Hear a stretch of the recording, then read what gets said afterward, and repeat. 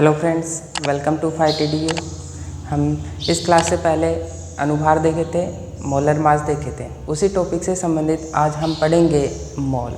Okay, मोल एक ऐसा topic है, केमिस्ट्री के अंदर तो काम में आता ही आता है, इसके साथ फिजिक्स के अंदर भी काम में आता है। केमिस्ट्री के अंदर न्यूमेरिकल और फिजिक्स के अंदर न्यूमेरिकल को जब हम सोल्व करते हैं तो वहाँ मोल की आवश्यकता होती है, तो मोल को हमें अच्छे से समझना है। ओके, चलो बात करते हैं कि मोल क्या होता है। मोल को हम जानते हैं। देखिए, मोल को समझाने के लिए मैं आपको कुछ शब्दों का प्रयोग करूंगा। पहले तो आपको वो अटपटे लगेंगे, लेकिन उसके बाद में वो एकदम क्लियर हो जाएंगे। ओके, चलो देखते हैं वो शब्द कौन कौन से हैं। जैसे दर्जन, कुछ शब्द प्रचलित है जैसे दर्जन। ऐसे ही कोरी, ऐसे ही सैकड़ा, ऐसे ही हमारे पास सहस्त्र। तो ऐसे ही एक शब्द को और जान लीजिए, और वो है मोल। क्या है? मोल। देखिए, एक यहाँ पे हमारे पास दर्जन है, यहाँ पे एक दर्जन का मतलब होता है 12।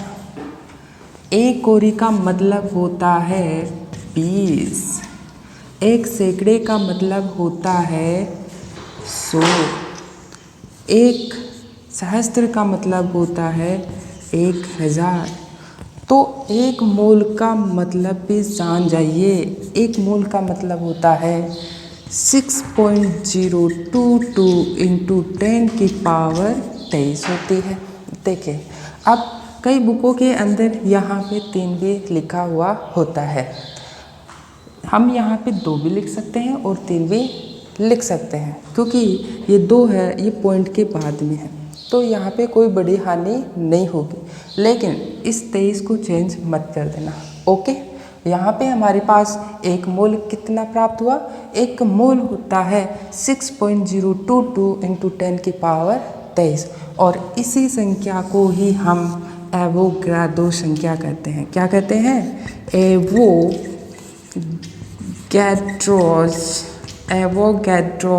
नंबर, एवोगाड्रो संख्या, एवोगाड्रो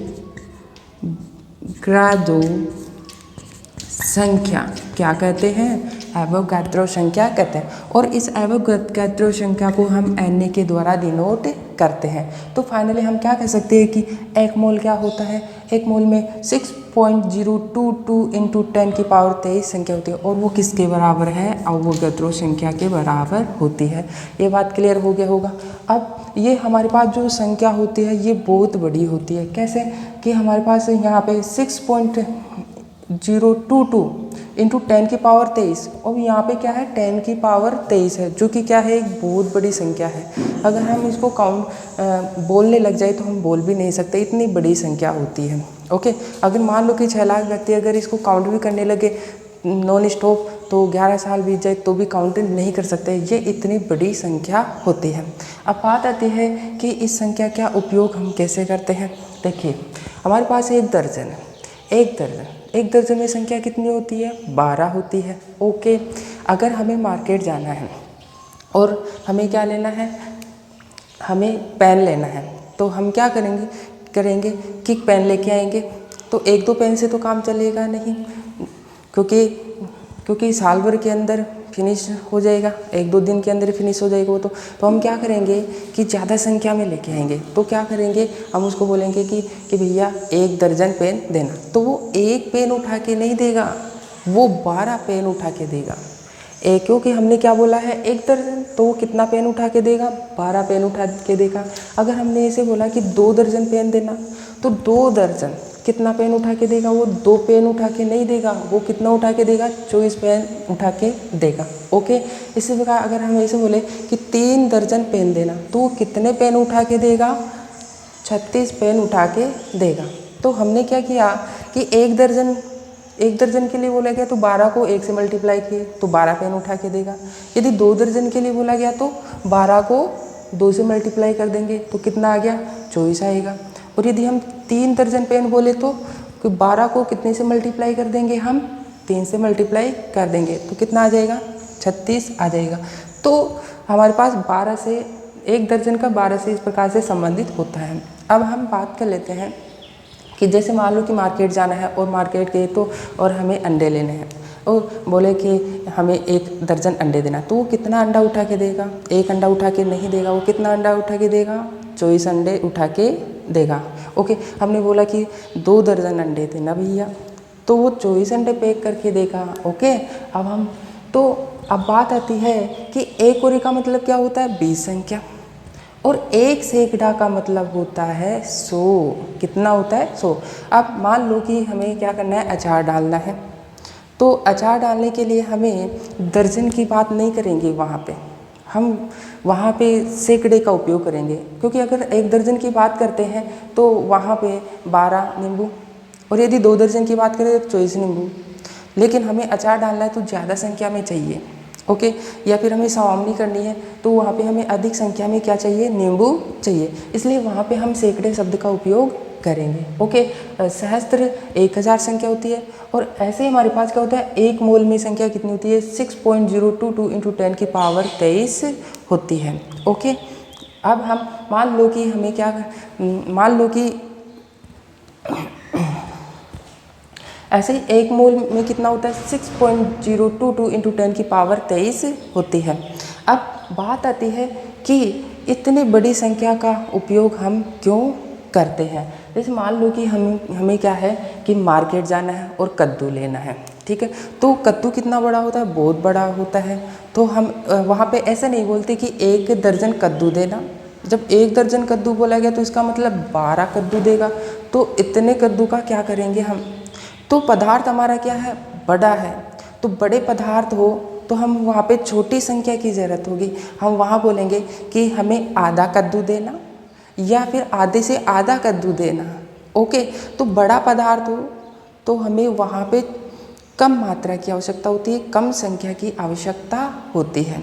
ओके, अब हम अंडे की तरफ चलते हैं। जैसे मान लो कि हम वहाँ अंडे का आकार क्या हो गया, कद्दू से छोटा हो गया, इसलिए वहाँ हमें ज़्यादा संख्या की आवश्यकता होगी, और वहाँ पे हम क्या बोलेंगे, 1 दर्जन बोलेंगे, और 1 दर्जन में कितना होता है, 12 होता है। अब हम क्या कहेंगे, 1 दर्जन अंडे देना, तो वो 12 अंडे उठा के देगा, और यदि बोले 2 दर्जन अंडे देना भैया तो वो 24 अंडे पैक करके देगा। ओके, तो बात क्लियर हो गई होगी। केले की बात करें तो केला दर्जन में आता है, किसके अंदर आता है, दर्जन के अंदर आता है। अगर मान लो कि हमें स्वामनी करनी है और हमें क्या लाना है, नींबू लाना है, तो नींबू क्या हो गया, छोटा हो गया, तो छोटा हो गया तो हमें अधिक संख्या की आवश्यकता होगी। ओके, तो अधिक संख्या की आवश्यकता होगी तो हम वहाँ पे सैकड़े शब्द का उपयोग करेंगे, तो हम बोलेंगे कि 1 सैकड़ा नींबू देना या 2 सैकड़ा नींबू देना। ओके, अब हमारे पास क्या है कि पदार्थ जैसे जैसे छोटा हो रहा है, पदार्थ जैसे जैसे छोटा हो रहा है तो हमें अधिक बड़े अंक की जरूरत पड़ रही है। अब यहाँ पे हमारे पास क्या, बहुत बड़ा है अंक है, क्या है, बहुत बड़ा अंक है। इसका मतलब है कि इसका उपयोग बहुत छोटे छोटे पदार्थों के लिए किया जाएगा। केमिस्ट्री के अंदर क्या होते हैं कि परमाणु, अणु और आयन होते हैं, और ये क्या होते हैं, बहुत ही छोटे होते हैं। ओके, बहुत ही छोटे होते हैं। जैसे मान लो कि चौक है, चौक किससे मिलकर बनी होती है, चौक बनी होती है कैल्शियम कार्बोनेट की बनी होती है। अगर चौक का छोटा सा भी पाउडर लिया जाता है तो उस छोटे से पाउडर के अंदर भी कैल्शियम कार्बोनेट के बहुत सारे अणुएं आती हैं। उसके अंदर हजारों, लाखों, करोड़ों, जिनको हम काउंट भी नहीं कर सकते, इतनी संख्या में क्या होते हैं, कैल्शियम कार्बोनेट के अणु होते हैं। तो बहुत बड़ी संख्या को बताने के लिए, बहुत बड़ी संख्या को बताने के लिए हमें एक ऐसा शब्द चाहिए, ताकि वो बहुत बड़ी संख्या समाहित हो जाए, और वो शब्द क्या है, मोल।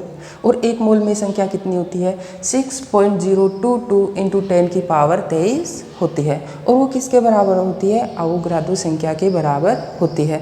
तो आपको समझ में आ गया होगा कि मोल क्या होता है। मोल क्या होता है, एक मोल बराबर होता है 6.022 × 10 की पावर 23, याद हो गया होगा। ओके, एक मोल क्या होता है, एक मोल में होता है 6.022 × 10 की पावर 23 होता है। ओके, और इसी संख्या को हम क्या बोलते हैं, एवोगाद्रो संख्या कहते हैं। और किससे डिनोट करते हैं, Na के द्वारा डिनोट करते हैं। ओके, अब जो मोल होता है, मोल को हम स्मॉल एन से प्रदर्शित करते हैं। किससे प्रदर्शित करते हैं? मोल को स्मॉल एन से प्रदर्शित करते हैं। तो मोल क्या है? मोल एक पदार्थ की मात्रा की इकाई है। मोल क्या है? मोल पदार्थ की मात्रा की इकाई। तो हम क्या कह सकते हैं कि मोल पदार्थ की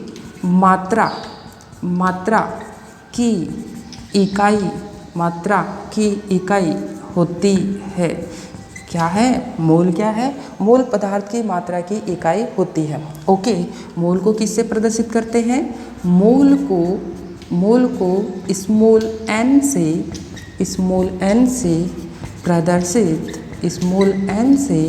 प्रदर्शित करते हैं। मोल को किससे प्रदर्शित करते हैं?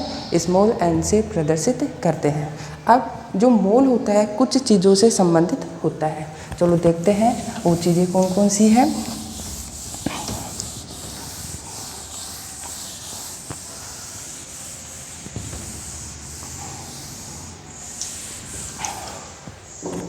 देखिए, मोल, जो हमारा मोल है उसको एन से डिनोट किया जाता है। मोल 3 चीज़ों से संबंधित होता है। कितनी चीज़ों से संबंधित होता है? 3 चीज़ों से संबंधित होता है। देखिए, एक होता है हमारे पास मास, दूसरा होता है हमारे पास नंबर ऑफ पार्टिकल, तीसरा होता है हमारे पास वॉल्यूम ऑफ गैस। इसको बोला जाता है हिंदी में द्रव्यमान। मास को क्या बोलते हैं? द्रव्यमान। नंबर ऑफ पार्टिकल मतलब कणों की संख्या। और वॉल्यूम ऑफ गैस का मतलब क्या है? गैस का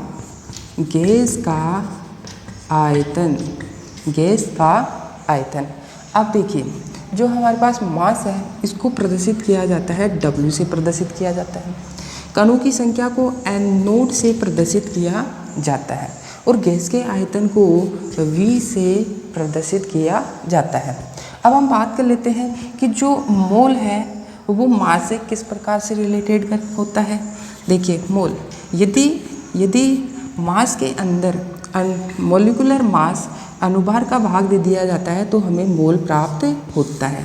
ओके, यदि द्रव्यमान के अंदर अनुभार का भाग दे दिया जाता है तो हमें क्या मिलता है?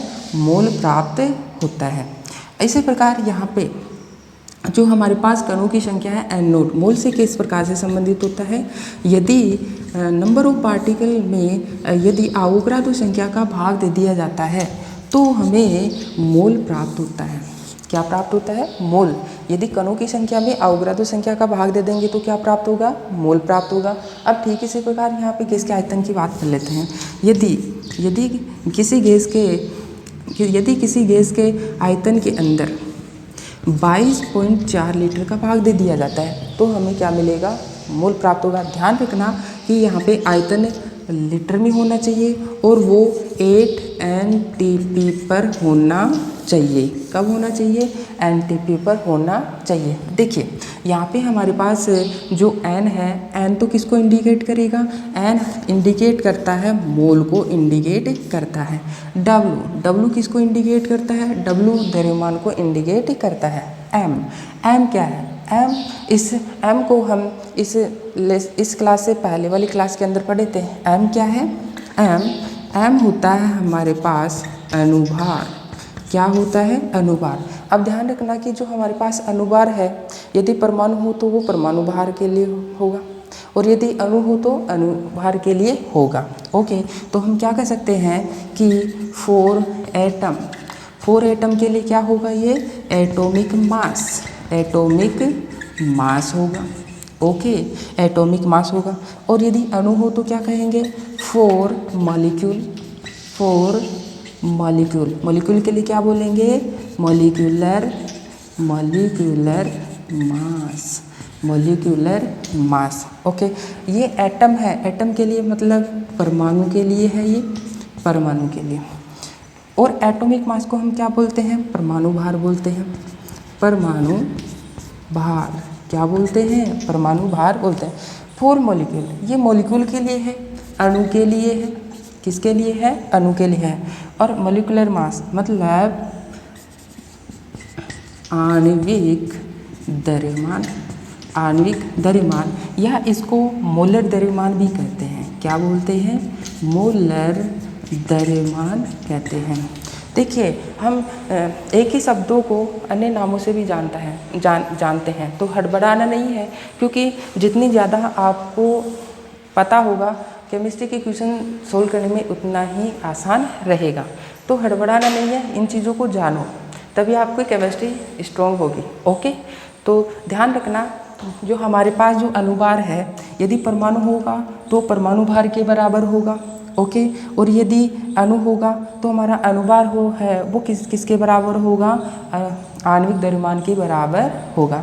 तो बात समझ में आ गई होगी कि अनुभार का उपयोग हम कैसे करेंगे। यदि कोई तत्व है तो उसका परमाणु भार का उपयोग करेंगे, अगर कोई अणु है तो उसका आणविक द्रव्यमान का उपयोग करेंगे। ओके, नेक्स्ट देखते हैं यहाँ पे ये क्या है, मोल है। और एन नोट क्या है, एन नोट हमारे पास है कणों की संख्या है। और एन ए की बात कर लेते हैं, एन ए होती है, अभी हमने पढ़ा था कि एक मोल क्या होता है, 6.022 × 10⁻23 होता है, और वो आवोगाद्रो संख्या के बराबर होता है। और आवोगाद्रो क्या है, एन ए, तो हम क्या कह सकते हैं कि आवोगाद्रो संख्या है और 6.022 × 10⁻23 होती है। ओके, अब हम इसके बाद कर लेते हैं कि जो एन है, एन तो हमारे पास क्या है, मोल है। और वी क्या है, वी क्या है, वी गैस का आयतन है, गैस का आयतन है। और जो गैस का आयतन है वो एनटीपी पर होना चाहिए, किस पर होना चाहिए, 8 एनटीपी पर होना चाहिए। और ये वाला फॉर्मूला केवल और केवल गैसों पर लागू होगा, गैसों पर लागू होगा। ये वाला फॉर्मूला किस पे अप्लाई करेंगे, केवल और केवल गैसों के लिए ही अप्लाई करेंगे। हम यहाँ पे ठोसों के लिए और द्रव के लिए इस फॉर्मूले का उपयोग नहीं करेंगे। तो देखिए मोल 3 फॉर्मूले देता है हमें। क्या पहला फॉर्मूला हमारे पास क्या है कि यदि द्रव्यमान के अंदर अनुभार का भाग दे दिया जाता है तो हमारे को क्या मिलेगा, हमारे को मिलेगा मोल प्राप्त होता है। ठीक है, अगर मान लो कि यदि कणों की संख्या के अंदर आवोगाद्रो संख्या का भाग दे देंगे तो हमें क्या मिलेगा, मोल मिलेगा। ओके, और यदि किसी गैस के एनटीपी पर, किस पर, एनटीपी पर गैस के आयतन के अंदर, जो भी किस में होना चाहिए, लीटर में, यदि एनटीपी पर गैस के आयतन में 22.4 का भाग दे दिया जाता है तो हमें मोल प्राप्त होता है। तो बात क्लियर होगी। ओके, अब हम आगे चलते हैं।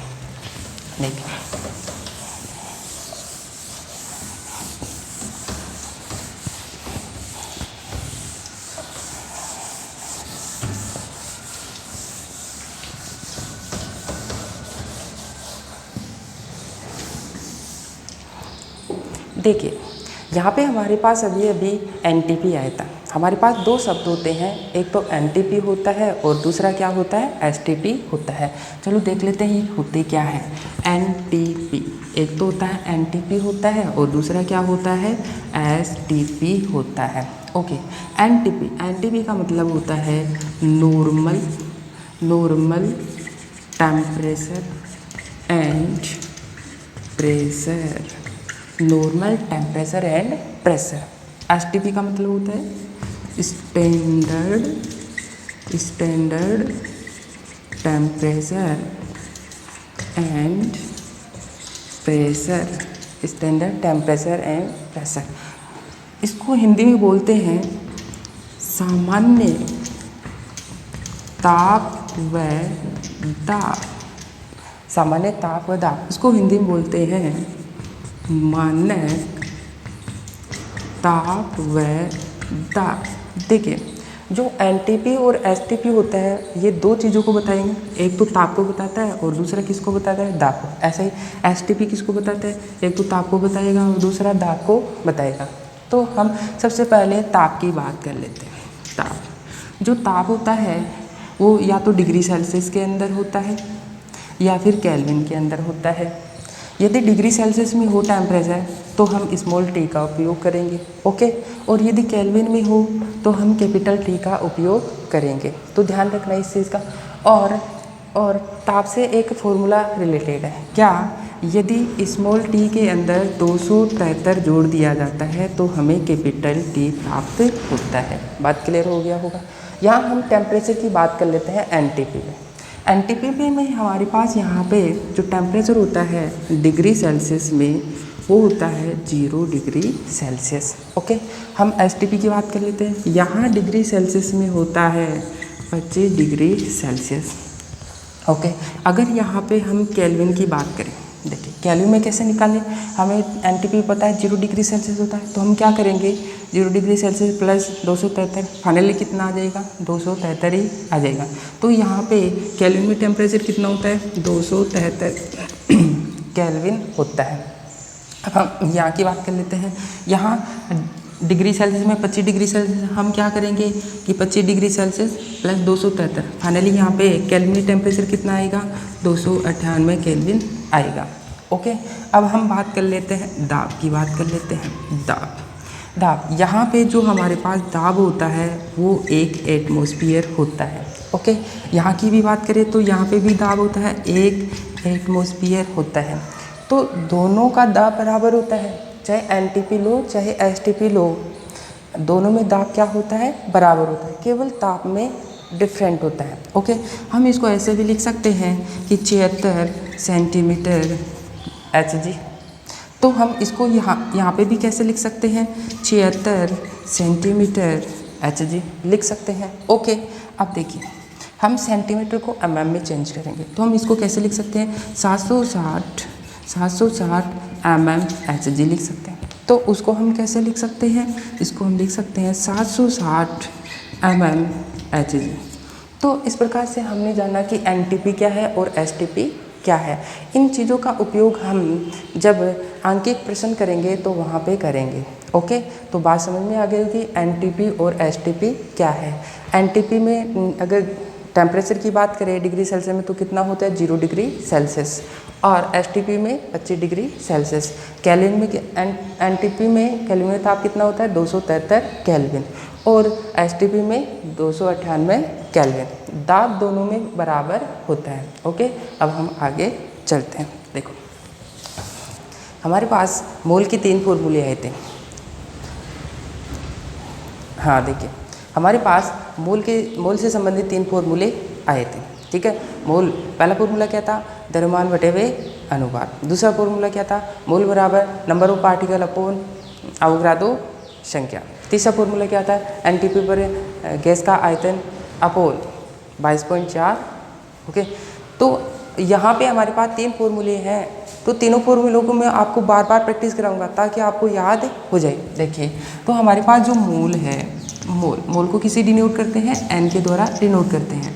मोल 3 चीज़ों से संबंधित है। कितनी चीज़ों से संबंधित है 3 चीज़ों से संबंधित है। पहला, एक तो हमारे पास क्या होता है कि मास, दूसरा number of particle, number of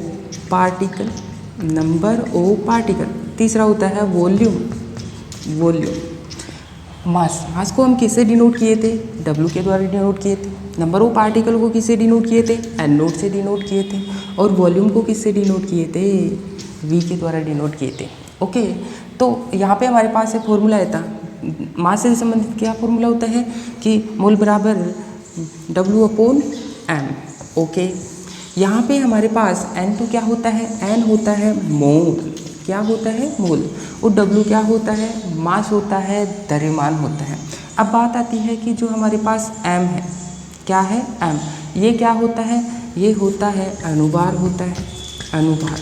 और अभी मैंने बताया कि जो अनुभार है यदि परमाणु होगा, यदि क्या हो परमाणु हो तो परमाणु भार के बराबर होगा, और यदि अणु हो तो वो किसके बराबर होगा आणविक द्रव्यमान के बराबर होगा। आणविक द्रव्यमान किसके बराबर होगा, वो आणविक द्रव्यमान के बराबर होगा। ओके, तो देखिए यदि मान लो यदि n बराबर क्या हो 1 है, तो यहाँ पे क्या रखा जा सकता है 1 बराबर W/m। ओके, तो इसको ऐसे लिख सकते हैं ना कि m बराबर W। इसका क्या मतलब हुआ, इसका ये मतलब हुआ कि कोई भी पदार्थ है, यदि हमारे पास कोई भी पदार्थ है उसके अनुभार या परमाणु भार क्योंकि अनुभार m है, या तो परमाणु भार या फिर आणविक द्रव्यमान के बराबर उसका द्रव्यमान ले लिया जाता है तो वो 1 मोल के बराबर होगा। तो बात समझ में आई कि इसका मीनिंग क्या होता है कि यदि कोई भी पदार्थ है उसके परमाणु भार या उसके आणविक द्रव्यमान के बराबर उसका द्रव्यमान ले लिया जाता है तो वो क्या होता है, मोल होता है। जैसे मान लो कि हमारे पास क्या है, सोडियम 1123 होता है। यहाँ पे क्या है, यहाँ पे एटॉमिक मास है, एटॉमिक मास।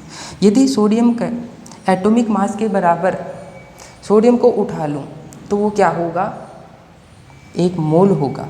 मान लो कि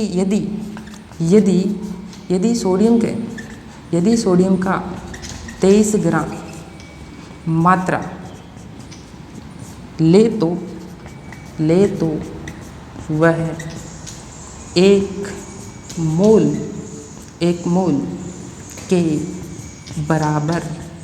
मोल के बराबर होगी। ओके, कैसे, जैसे मान लो कि हमारे पास क्या है 23 ग्राम, हमने क्या किया है 23 ग्राम, तो हमारा W क्या है, W हमारे पास यहाँ पे 23 हुआ। ओके, यहाँ पे हमारे पास M क्या है, M भी हमारे पास क्या है 23 है। क्यों, क्योंकि ये किसको बताएगा, एटॉमिक मास। यह एटॉमिक मास है तो M होगा। ओके, अब यहाँ पे हम क्या करेंगे कि जो हमारे पास था मोल बराबर W/M, N बराबर W कितना हमारे पास 23/M कितना है हमारे पास, M हमारे को दिया गया है 23। तो फाइनली हमारे पास कितना मोल आया, 1 मोल आया। तो ध्यान रखना कि हमारे पास जो यहाँ पे दिया गया है वो किसके बराबर होता है, 1 मोल के बराबर होता है। ठीक है, जो हमारे पास एटॉमिक मास होता है वो किसका होता है, 1 मोल का होता है। यदि किसी पदार्थ का उसके अनुभार के बराबर, किसके बराबर, अनुभार के बराबर उसके पदार्थ की मात्रा ले ली जाए, द्रव्यमान ले लिया जाए तो वो 1 मोल के बराबर होगा। ओके, और एग्जाम्पल देख लेते हैं।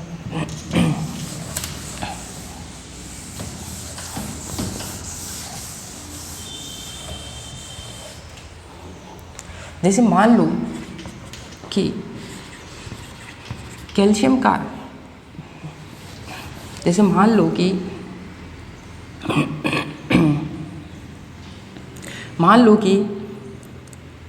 1 मोल कैल्शियम कार्बोनेट की कितनी मात्रा होगी। देखिए यहाँ हमें क्या दिया गया है, यहाँ हमें दिया गया है मोल दिया गया, और वो कितना दिया गया है, 1 मोल दिया गया है। और ये आगे क्या पूछ रहा है, कितनी मात्रा होगी, मतलब क्या पूछ रहा है, ये W पूछ रहा है। फॉर्मूला क्या है हमारे पास, N बराबर W/M होता है।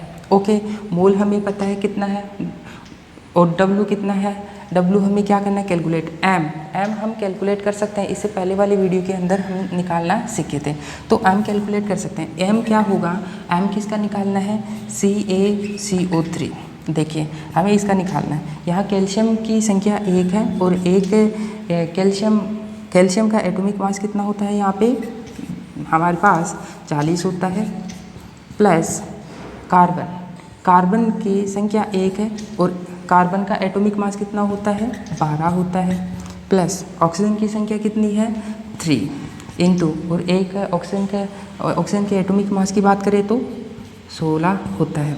सोल्व करते हैं तो कितना आएगा, 40 प्लस 12 प्लस 48। फाइनली इसको सोल्व करेंगे तो हमारे पास कितना आ जाएगा, 100। कितना आ जाएगा हमारे पास, 100 AMU आ जाएगा। हम वैल्यू पुट अप करते हैं फॉर्मूले के अंदर तो हम क्या मिलेगा, N हमारे पास क्या है, इसको मैं इधर सोल्व कर देता हूँ कि हमारे पास फॉर्मूला हमारे पास था फॉर्मूला मोल बराबर W/M। N का मान हमें 1 दिया गया है। W हमें क्या करना है, यहाँ पे W हमें यहाँ पे कैलकुलेट करना है। क्या करना है हमें यहाँ पे, कैलकुलेट करना है। तो W/M, M कितना है इसका, 100। तो देखिए, तो W बराबर 100 ग्राम तो देखिए हमारे पास 1 मोल कैल्शियम कार्बोनेट में कैल्शियम की कितनी मात्रा होती है, 100 ग्राम होता है। ओके, यानी कि हम कह सकते हैं कि कोई भी पदार्थ है, अगर उसके अनुभार के बराबर उसका द्रव्यमान ले लेते हैं तो 1 मोल के बराबर होता है। क्या होता है, 1 मोल के बराबर होता है। यहाँ पे कैल्शियम कार्बोनेट का अनुभार कितना आया था, कैल्शियम कार्बोनेट का अनुभार हमारे पास आया था 100 आया था। अगर 100 ग्राम हम कैल्शियम कार्बोनेट की मात्रा को उठा लेते हैं तो वो किसके बराबर होगा, 1 मोल के बराबर होगा। तो बात क्लियर हो गई होगी। ओके, अब हम नेक्स्ट फॉर्मूले की तरफ चलते हैं।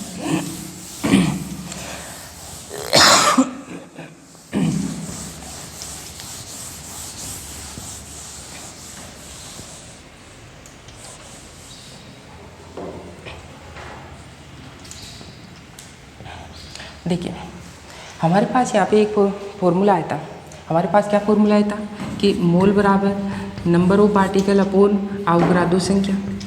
ओके, अवोगाद्रो संख्या, यदि मान लो यदि n बराबर 1 हो जाए, n बराबर क्या हो जाए, 1 हो जाए, तो यहाँ पे रखेंगे तो क्या आएगा, 1 बराबर n0 अपॉन अवोगाद्रो संख्या। फाइनली हम क्या कर सकते हैं कि n0 बराबर Na और Na अवोगाद्रो संख्या, इसमें कितनी संख्या होती है, 6.022 इंटू 10 की पावर 23 होती है।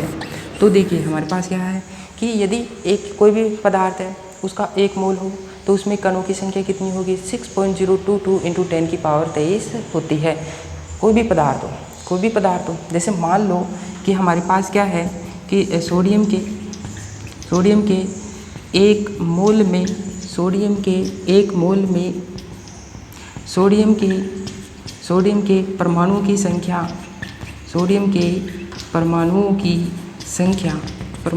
संख्या कितनी होगी, कैलकुलेट करते हैं। तो देखिए हमारे पास क्या दिया गया है, सोडियम का 1 मोल, हमें क्या दिया गया है, 1 मोल दिया गया है। और क्या पूछ रहा है, सोडियम के परमाणुओं की संख्या पूछ रहा है, मतलब क्या पूछ रहा है, n0 कैलकुलेट कर रहा है। और हमारे पास जो फॉर्मूला होता है, क्या होता है हमारे पास, फॉर्मूला होता है, यदि मान लो कि अगर हमें नंबर ऑफ पार्टिकल दिया जाए तो कौन सा फॉर्मूला लगेगा, ये वाला फॉर्मूला हमारे पास है, n बराबर number of particle upon Avogadro संख्या। वैल्यू पुटअप करनी है, n कितना दिया गया है, हमें 1 दिया गया है। n0 तो हमें क्या करना है, कैलकुलेट करना है।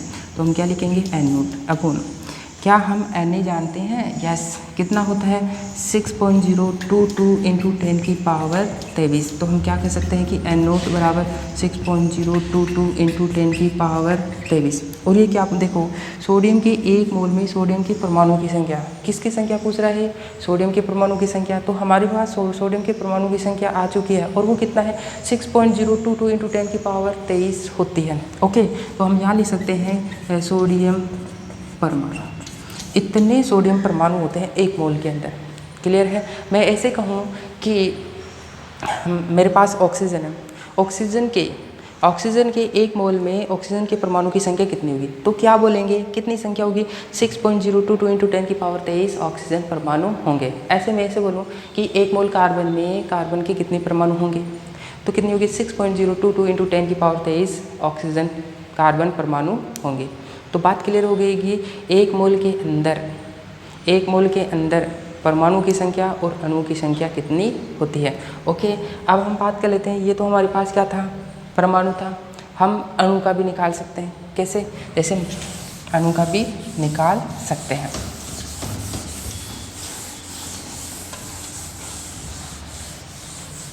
देखिए जैसे मान लो कि हमारे पास क्या है, 1 मोल कैल्शियम कार्बोनेट में कैल्शियम कार्बोनेट की संख्या कितनी होगी। तो हम क्या कर सकते हैं कि कैल्शियम कार्बोनेट की संख्या को कैलकुलेट कर सकते हैं। देखिए आपको क्या दिया गया है, आपको दिया गया है 1 मोल, क्या दिया गया है, 1 मोल दिया गया है। आगे आपको क्या करना है कि कैल्शियम कार्बोनेट में कैल्शियम कार्बोनेट की संख्या क्या पूछ रहा है, ये संख्या पूछ रहा है। तो हम क्या कर सकते हैं, हमें क्या कैलकुलेट करना है, n0 कैलकुलेट करना है। हमारे पास फॉर्मूला होता है, क्या फॉर्मूला होता है? मोल बराबर एन नोट अपॉन अवोगाद्रो संख्या। एन कितना है यहाँ पे? 1। एन नोट हमें कैलकुलेट करना है, N naught upon N A Avogadro संख्या कितना होता है? 6.022 इंटू 10 की पावर 23। तो एन नोट कितना आया? 6.022 इंटू 10 की पावर 23। और हम क्या कैलकुलेट कर रहे हैं? कैल्शियम कार्बोनेट के अणु की संख्या। तो हम यहाँ पे लिख देंगे कैल्शियम कार्बोनेट की अणु की। तो फाइनली हम क्या कर सकते हैं? कोई भी पदार्थ हो या कोई भी परमाणु हो तो उसके एक मोल के अंदर कितनी संख्या होगी? उसके एक मोल के अंदर संख्या होती है 6.022 इंटू 10 की पावर 23 होती है। ओके, अब हम तीसरे फॉर्मूले की तरफ चलते हैं।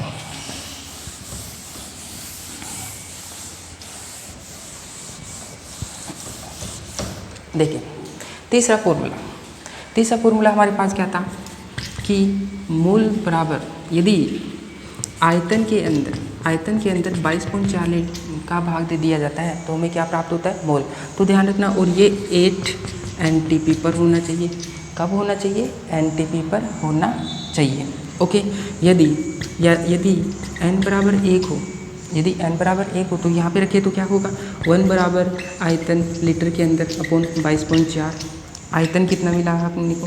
22.4। तो देखिए यदि मान लो कि कोई भी गैस है NTP पर, यदि उसका 1 मोल है तो उसका आयतन कितना होगा? 22.4 लीटर होगा।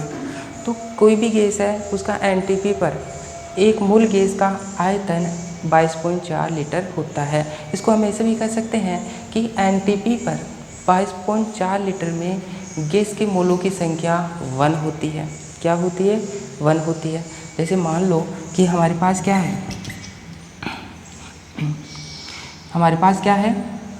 1 मोल हाइड्रोजन गैस में हाइड्रोजन गैस का आयतन क्या होगा? तो हम क्या कर सकते हैं? हाइड्रोजन गैस का आयतन क्या कैलकुलेट, हमें क्या दिया गया है? 1 मोल दिया गया। क्या दिया गया है? 1 मोल दिया गया। और ये क्या पूछ रहा है कि आयतन क्या होगा? मतलब हमें आयतन कैलकुलेट कर रहा है। हमारे पास फॉर्मूला क्या होता है? फॉर्मूला होता है मोल बराबर आयतन लीटर के अंदर अपॉन 22.4, और ये कब होता है? 8 NTP। हम क्या कर सकते हैं? n कितना है? 1 बराबर आयतन पूछा जा रहा है अपॉन 22.4। तो फाइनली कितना है? 22.4 लीटर। ओके, तो हम क्या कर सकते हैं कि 1 मोल हाइड्रोजन गैस का आयतन कितना होता है? 22.4 लीटर होता है। ऐसे में अन्य गैस भी ले सकते हैं। जैसे मान लो कि मैं यहाँ पे 1 मोल हाइड्रोजन गैस ना लेकर के मैं क्या लूँ? यहाँ पे 1 मोल हाइड्रोजन गैस ना लेकर के मैं क्या ले लूँ? नाइट्रोजन गैस ले लूँ।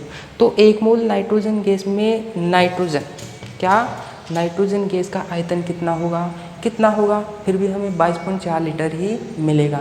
ऐसे में ऐसे कहूँ कि हमारे पास क्या है कि 1 मोल है। 1 मोल क्या है? ऑक्सीजन गैस है। 1 मोल ऑक्सीजन गैस है। तो 1 मोल ऑक्सीजन गैस के अंदर ऑक्सीजन गैस का आयतन कितना होगा? 22.4 लीटर होगा। तो बात समझ में आ गई होगी। अब आप सोच रहे होंगे कि इतना क्यों बताया जाता है? जब इतनी चीज़ों को हम जानेंगे तभी तो हम क्वेश्चन को सोल्व कर पाएंगे। ओके, देखिए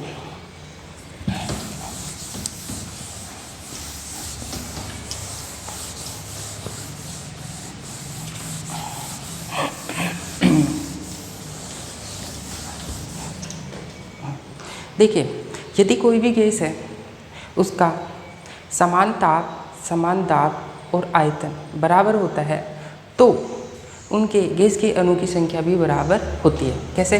जैसे मान लो कि मेरे पास क्या है? 3 पात्र है। ठीक है, क्या है? 3 पात्र। एक के अंदर मेरे पास हाइड्रोजन गैस है, दूसरे मेरे पास नाइट्रोजन गैस है, तीसरे मेरे पास क्या है? ऑक्सीजन गैस है। क्या है? ऑक्सीजन।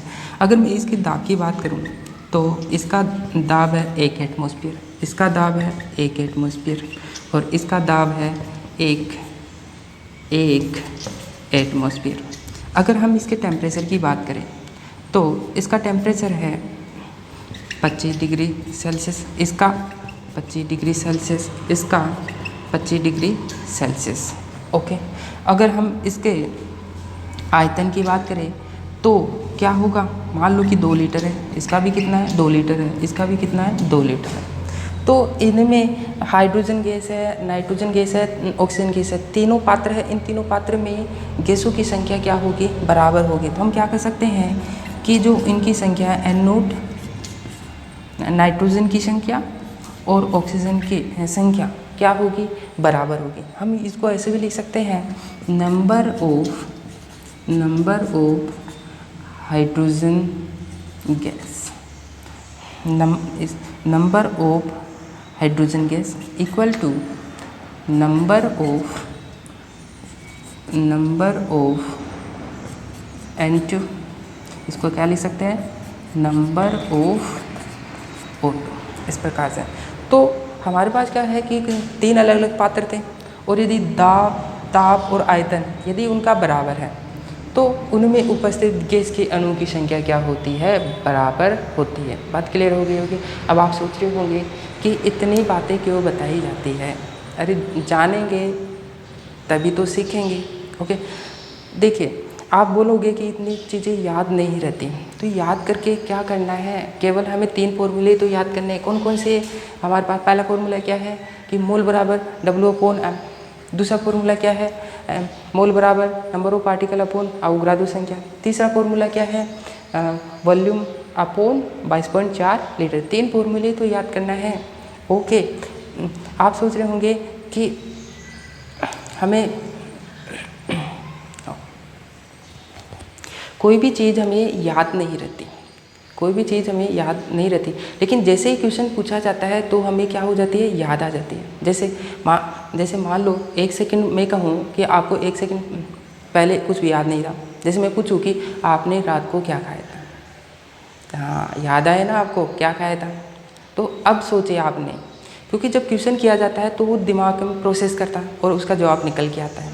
ठीक है, इतनी चीज़ें जानेंगे तो जब क्वेश्चन पूछा जाएगा तो दिमाग से आउट हो जाएगी।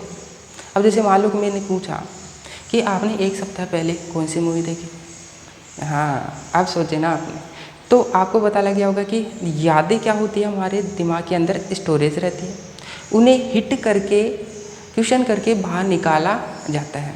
ओके, इसलिए हम क्या करते हैं कि बहुत सारी चीज़ों को स्टोरेज कर लेते हैं और जब क्वेश्चन पूछा जाता है तो वो क्या होता है, तुरंत बाहर आ जाती है।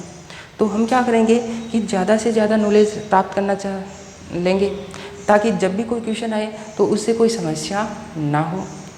तो हमने क्या देखा कि मोल 3 फॉर्मूले से संबंधित है। क्या पहला फॉर्मूला क्या है, मोल क्या होता है, चलो बताओ फॉर्मूला क्या है, मोल बराबर W/m होता है, पहला फॉर्मूला हो गया। चलो दूसरा फॉर्मूला क्या होता है, मोल बराबर number of particle upon Avogadro संख्या, 2 फॉर्मूले हो गए। चलो तीसरा फॉर्मूला बताओ, आयतन लीटर के अंदर अपॉन 22.4। तो तीनों फॉर्मूले याद हो गए ना, हमें तो केवल 3 फॉर्मूले याद करने हैं। जब क्यों न्यूमेरिकल आएगा तो इन्हीं फॉर्मूले पे काम करेंगे। ओके, तो बात समझ में आ गई होगी। अब हम आगे चलते हैं। देखिए हमने मोल से संबंधित 3 फॉर्मूले देखे हैं। मैं बार बार उन्हीं फॉर्मूले पे आपको याद करवाऊँगा क्योंकि वो फॉर्मूले इंपॉर्टेंट हैं। चलो बताइए कि हमारे पास पहला फॉर्मूला क्या था, पहला फॉर्मूला क्या था, मोल बराबर W/m, पहला फॉर्मूला याद हो गया होगा आपको। दूसरा फॉर्मूला बताओ, मोल बराबर number of particle upon Avogadro संख्या। क्या आपको दूसरा फॉर्मूला भी याद हो चुका है। तीसरा फॉर्मूला, चलो बताइए कि तीसरा फॉर्मूला क्या है। तीसरा फॉर्मूला होता है हमारे पास मोल बराबर आयतन लीटर के अंदर अपॉन 22.4। ओके, तो हमारे पास अब तक कितने फॉर्मूले हैं, 2 फॉर्मूले। अब हम क्या कर लेते हैं, मोल से समेत 2 फॉर्मूले और देख लेते हैं। देखिए अगर मान लो कि हमें एक कण का द्रव्यमान निकालना है तो हम कैसे निकालेंगे, हम क्या करेंगे, अनुभार के अंदर अवोगाद्रो संख्या का भाग दे देंगे तो क्या निकल जाएगा, क्या निकलेगा, एक कण का द्रव्यमान निकल जाएगा। अब जो हमारे पास जो कण है वो कण हो क्या हो सकता है, परमाणु हो सकता है और अणु हो सकता है। तो हम वहाँ पे क्या कर सकते हैं कि एक परमाणु का द्रव्यमान निकाल सकते हैं। दूसरा, अगर अणु हो तो हम क्या निकाल सकते हैं, एक अणु का द्रव्यमान भी निकाल सकते हैं। एम क्या है, अगर परमाणु होता वो एटॉमिक मास होगा, और यदि अणु होता है, यदि अणु होगा तो वो क्या होगा, मॉलिक्यूलर मास होगा। चलो निकाल लेते हैं। तो इसके अनुसार हमारे पास फोर्थ फॉर्मूला क्या बनेगा, हमारा फॉर्मूला बनेगा एक परमाणु का द्रव्यमान, एक परमाणु का द्रव्यमान। एम यहाँ परमाणु है इसलिए क्या लेंगे यहाँ पे, एटॉमिक मास। तो हम क्या बोलेंगे कि एटॉमिक मास अपॉन अवोगाद्रो संख्या। ओके, तो फोर्थ फॉर्मूला आपको समझ में आ गया होगा। अब हम पांचवें फॉर्मूले की बात कर लेते हैं। इसी प्रकार जैसे हमने इस फॉर्मूले से एक परमाणु का द्रव्यमान निकाला है, ऐसे हम इस फॉर्मूले से क्या निकाल सकते हैं, एक अणु का द्रव्यमान निकाल सकते हैं। तो क्या कह सकते हैं कि एक अणु का द्रव्यमान, तो यहाँ पे क्या कर सकते हैं कि मॉलिक्यूलर मास अपॉन अवोगाद्रो संख्या। तो फाइनली हमारे पास कितने फॉर्मूले आए मोल से संबंधित, 5। कितने फॉर्मूले, 5। फोर्थ फॉर्मूला हमारे पास ये है, पांचवा फॉर्मूला हमारे पास ये है। तो हमारे पास कितने फॉर्मूले हैं, पहला फॉर्मूला हमारे पास क्या है, मोल बराबर द्रव्यमान अपॉन अनुभार। दूसरा फॉर्मूला क्या है, number of particle upon Avogadro संख्या। तीसरा फॉर्मूला क्या है, आयतन लीटर के अंदर अपॉन 5.4 लीटर। और एक कण का द्रव्यमान एम अपॉन अवोगाद्रो संख्या। यहाँ पे एम क्या है, परमाणु हो तो परमाणु भार होगा और अणु हो तो अणुभार होगा। ओके, तो हम क्या कर सकते हैं, एक परमाणु का द्रव्यमान एटॉमिक मास अपॉन अवोगाद्रो संख्या। जो एटॉमिक मास है, एटॉमिक मास ये क्या होता है, परमाणु भार ही तो होता है, परमाणु भार। ओके, और यहाँ पे हमारे पास मॉलिक्यूलर मास है। मॉलिक्यूलर मास क्या होता है, ये होता है आणविक द्रव्यमान। क्या होता है, आणविक द्रव्यमान होता है। तो एक अणु का द्रव्यमान क्या होगा कि मॉलिक्यूलर मास के अंदर अवोगाद्रो संख्या का भाग दे देंगे तो क्या प्राप्त हो जाएगा, एक अणु का द्रव्यमान प्राप्त हो जाता है। चलो देखते हैं कि इसको हम कैसे कैलकुलेट कर सकते हैं।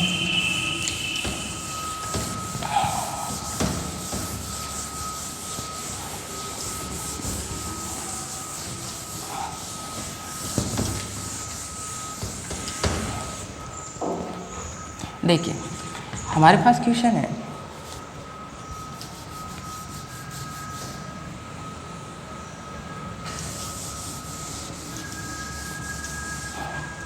देखिए हमारे पास क्वेश्चन है,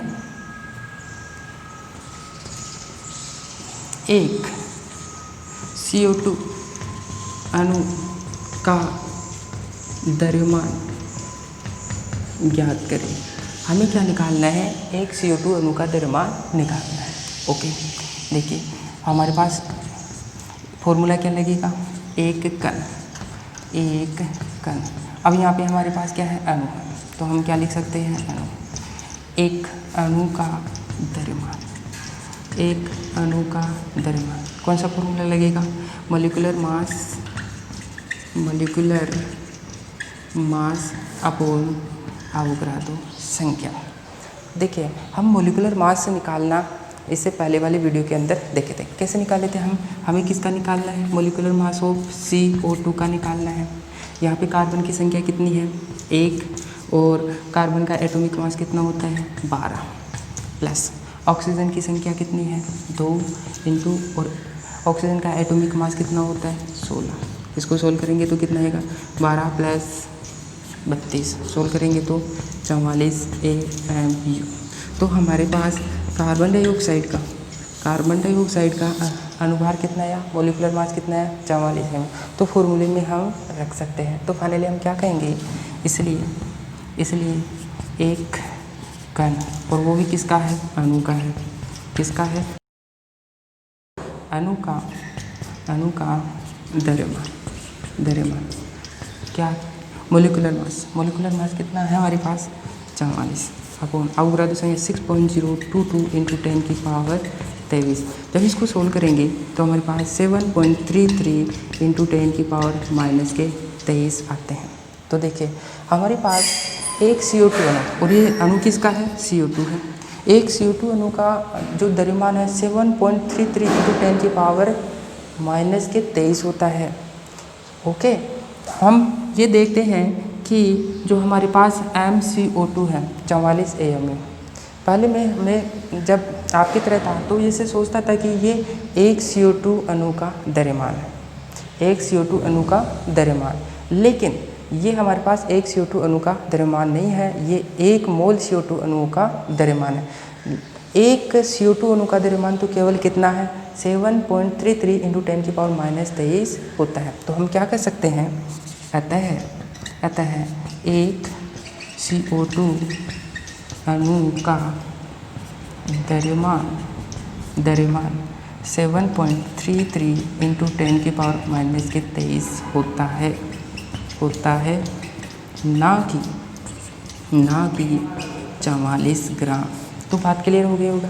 हम इसको प्रूव भी कर सकते हैं कि जो हमारे पास 44 ग्राम है वो 1 मोल CO2 अणु का द्रव्यमान होता है। देखो कैसे, हमारे पास जो CO2 का अनुभार होता है वो 44 AMU होता है, वो एक CO2 अणु का नहीं होता है, ये 1 मोल CO2 अणुओं का द्रव्यमान होता है। मतलब 6.022 × 10⁻23 CO2 अणुओं का द्रव्यमान 44 AMU होता है। इसको हम क्या कर सकते हैं, प्रूव भी कर सकते हैं। कैसे, जैसे एक CO2 अणु का द्रव्यमान बराबर मॉलिक्यूलर मास अपॉन अवोगाड्रो संख्या। एक CO2 अणु का द्रव्यमान अभी हमने निकाला है, कितना आया था 7.33 × 10⁻⁻23 अपॉन मॉलिक्यूलर मास निकालना है हमें, मॉलिक्यूलर मास अपॉन अवोगाड्रो संख्या 6.022 × 10⁻23। देखिए मॉलिक्यूलर मास निकालेंगे तो कितना आएगा, मॉलिक्यूलर मास और किसका निकाल रहे हैं, CO2 का निकाल रहे हैं। ठीक है, क्या करेंगे 6.022 × 10⁻23 इंटू 7.33 × 10⁻⁻23। देखिए 10⁻⁻23 तो ये क्या हो सकता है, कैंसिल आउट हो सकता है। जब इसको सोल्व करेंगे तो 44 AMU आएगा। तो देखिए कि हमारे पास जो 44 AMU है वो कितने CO2 अणुओं का है, 6.022 × 10⁻23 CO2 अणु का द्रव्यमान है। क्योंकि हमें पता था कि एक CO2 अणु का द्रव्यमान कितना निकाला था हमने 7.33 × 10⁻⁻23 निकाला था। जब उसको 1 मोल CO2 अणु की संख्या से गुणा किया था तब जाकर के हमारे पास ये निकल रहा है। तो बात क्लियर हुई कि जो हमारे पास जो 44 CO2 का जो 44 अनुभार दे रखा था हमने कैलकुलेट किए थे, वो एक CO2 अणु का नहीं होता है, 1 मोल CO2 अणु का होता है। मतलब 6.022 × 10⁻23 CO2 अणु का अनुभार होता है। ओके, देखिए यहाँ पे हमारे पास है कार्बन 12 AMU का क्या मतलब होता है। यहाँ पे हमारे पास जो भारा दी गई है यह है 1 मोल कार्बन परमाणु का भार होता है। किसका होता है, यह है 1 मोल कार्बन परमाणु का भार होता है, ना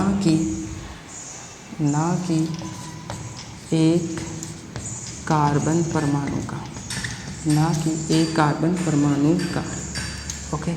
यानी कि हम कह सकते हैं कि 6.022 × 10⁻23 कार्बन परमाणु का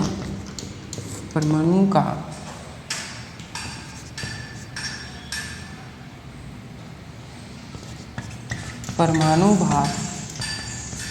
भार 12 AMU होता है। इसको हम प्रूव भी कर सकते हैं। जैसे एक कार्बन परमाणु का द्रव्यमान बराबर कितना होगा, हम कैसे निकालेंगे, एटॉमिक मास अपॉन अवोगाड्रो संख्या, एक कार्बन परमाणु का द्रव्यमान निकालना चाहते हैं। एटॉमिक मास कितना है इसका, 12 अपॉन 6.022 इंटू 10 की पावर 23। देखिए अब यहाँ पे पॉइंट के बाद में क्या है कि इसको कुछ संख्या है, इसको हम क्या कर सकते हैं, नेगलेक्ट कर सकते हैं। तो कितना आएगा यहाँ पे 2 इंटू 10 की पावर -23। अतः एक कार्बन परमाणु का द्रव्यमान कितना है, 2 इंटू 10 की पावर -23 होता है, ना कि 12। ओके, तो हम क्या कर सकते हैं, अतः एक कार्बन परमाणु का द्रव्यमान, एक कार्बन परमाणु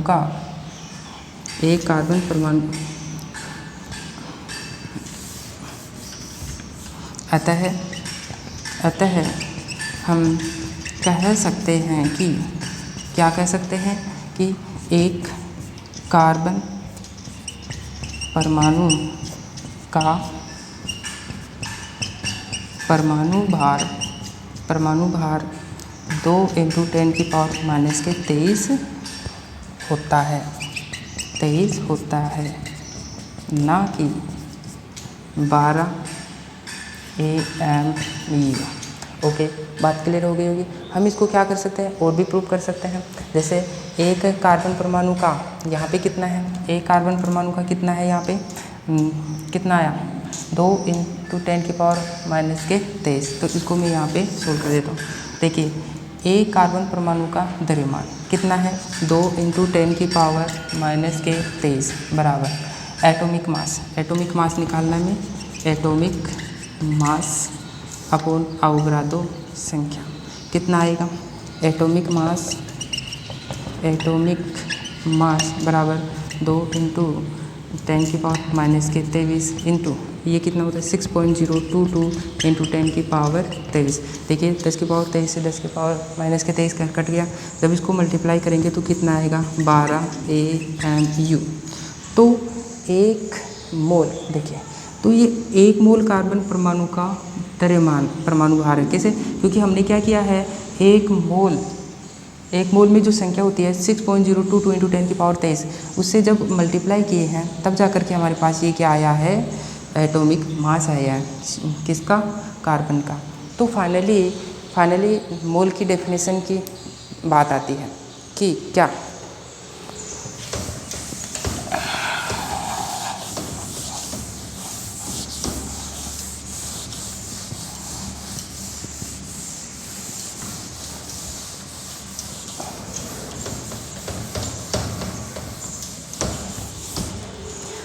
तो हम मोल की एसआई में परिभाषा दे सकते हैं। मोल